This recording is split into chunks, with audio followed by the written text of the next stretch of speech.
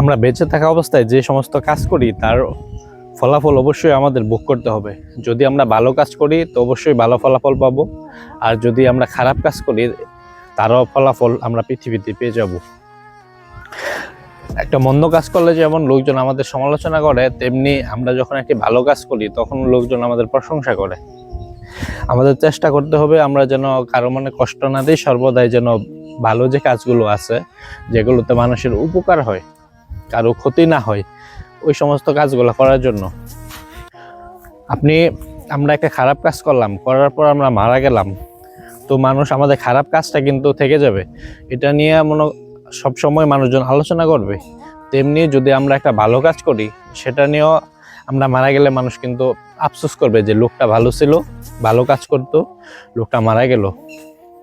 So আমরা সবাই চেষ্টা করব সবসময় ভালো কাজ করার জন্য, আর খারাপ কাজগুলাকে যথাসম্ভব এড়িয়ে চলার জন্য।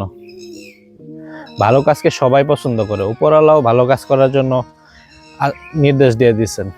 খারাপ কাজগুলাকে আমাদের পরিহার করা উচিত, কারণ খারাপ সব জায়গাতেই খারাপ, পৃথিবীতেও খারাপ, আমরা মারা যাওয়ার পর পরকালেও খারাপ কাজের জন্য হিসাব নিকাশ নেওয়া হবে আমাদের থেকে। তো আমরা চেষ্টা করবো সবসময় যাতে কারো ক্ষতি না হয় এই সমস্ত কাজ করা। আসসালামু আলাইকুম।